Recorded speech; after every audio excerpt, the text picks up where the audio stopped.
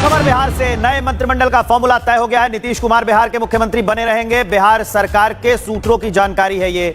कल नीतीश कैबिनेट की अहम बैठक भी करेंगे। 22 नवंबर को शपथ ग्रहण समारोह संभव है। प्रधानमंत्री और भाजपा शासित राज्यों के मुख्यमंत्रियों को शपथ ग्रहण समारोह में शामिल किया जाएगा, बुलाया जाएगा, आमंत्रित किया जाएगा। तो बड़ी अपडेट हम आपको बता रहे हैं कि नए मंत्रिमंडल का फॉर्मूला अब तय हो गया है। सूत्रों के हवाले से यह खबर है और नीतीश कुमार बिहार के मुख्यमंत्री बने रहेंगे। मतलब जो नारा पहले लगाते थे कि नीतीश मुख्यमंत्री हैं, थे और रहेंगे, वही बात यहां दिखती साफ नजर आ रही है। नीतीश कैबिनेट की अहम बैठक भी करने वाले हैं कल और अब नए मंत्रिमंडल का जो गठन होगा उसको लेकर भी सारे फॉर्मूले तय हो गए हैं, सारे नाम तय कर लिए गए हैं और नीतीश मुख्यमंत्री बने रहेंगे। अब किसके पास कौन सा मंत्रालय जाता है ये भी देखना दिलचस्प होगा, क्योंकि अब की बार बीजेपी बड़ी पार्टी बनकर उभरी है, तो मंत्रालयों के बंटवारे में क्या होता है ये देखना दिलचस्प होगा। लेकिन नीतीश कुमार मुख्यमंत्री बने रहेंगे, ये बात साफ है, ये बात स्पष्ट है। जो पहले से एनडीए के नेता कहते आए हैं, बीजेपी के बड़े नेता कहते आए हैं, वो बात खुलकर अब सामने आ गई है कि नीतीश सीएम बने रहेंगे। शपथ ग्रहण समारोह में प्रधानमंत्री नरेंद्र मोदी भी शामिल होंगे।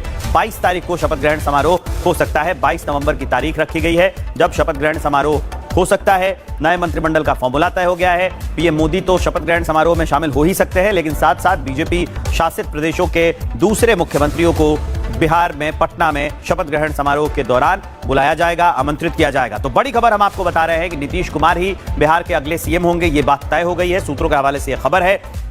22 नवंबर को शपथ ग्रहण होगा और किसके पास कौन सा मंत्रालय रहने वाला है ये बात भी लगभग तय हो गई है। तो सीएम पद को लेकर सस्पेंस खत्म हो गया है। हालांकि पहले भी ये सस्पेंस खत्म था, लेकिन अभी आधिकारिक पुष्टि लगभग सूत्रों के हवाले से हम ये कह सकते हैं कि सूत्र ये बता रहे हैं कि लगभग तय हो गया है।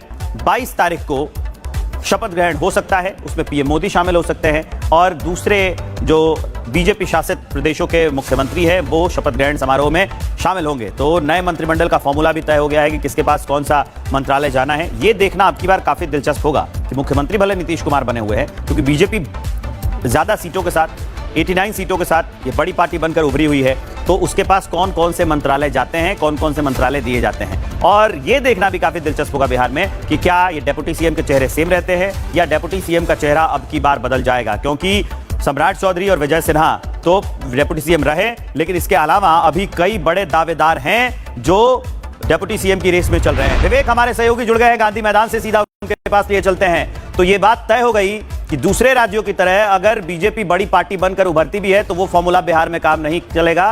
बिहार में नीतीश कुमार रहेंगे।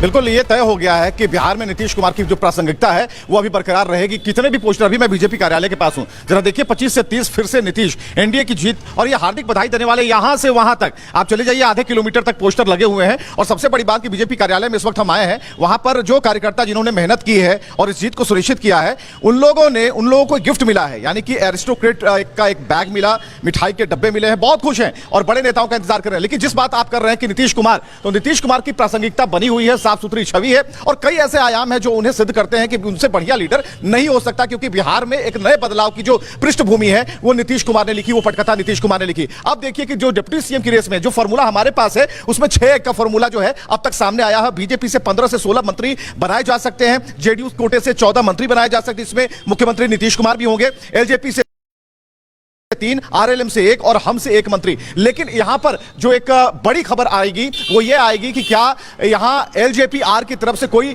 एक बड़ा फेस जो है वो सामने आने वाला है। तो तमाम जो लोग हैं उनका आना शुरू हो गया है और बीजेपी कैडर के कई लोग जो हैं अभी आना शुरू कर चुके हैं। तो कोशिश यही है कि जो हम ज्यादा से ज्यादा उनसे बातचीत कर पाएं और ये सुनिश्चित है बिल्कुल, क्योंकि आज हम जब गांधी मैदान में थे वहां रामकृपाल यादव से हमारी मुलाकात हो गई, तो हमने कहा कि भाई आपका भी नाम चल रहा है डिप्टी सीएम में। तो उन्होंने कहा कि देखिए नेतृत्व को तय करना है, लेकिन हमने कहा कि अगर कुछ और ताकत अगर आपको मिल जाए तो आप और बढ़िया काम कर पाएंगे। तो ऐसी स्थिति में देखिए हर तरफ 3 नाम तो डिप्टी सीएम में चल ही रहे। मंगल पांडे का नाम रेस में है, जो नाम रामकृपाल का नाम रेस में है, सम्राट चौधरी का नाम रेस में, और सम्राट चौधरी का ये हैप्पी बर्थडे यानी कि जन्मदिन है। तो ऐसे में यहां उनके कार्यकर्ता इंतजार कर रहे हैं। लेकिन सबसे ऊपर नीतीश कुमार, भरोसा नीतीश कुमार पर, और जो 25 से 30 का जो नारा वो कहीं ना कहीं सेट करता है नीतीश कुमार और नरेंद्र मोदी की जोड़ी, जो एक कह सकते हैं कि जो विश्वसनीयता खासकर नीतीश कुमार को लेकर है, प्रधानमंत्री नरेंद्र मोदी को लेकर है, उनके संकल्पों को लेकर के है, राष्ट्र की जो भावना है उसको लेकर के, तो इसमें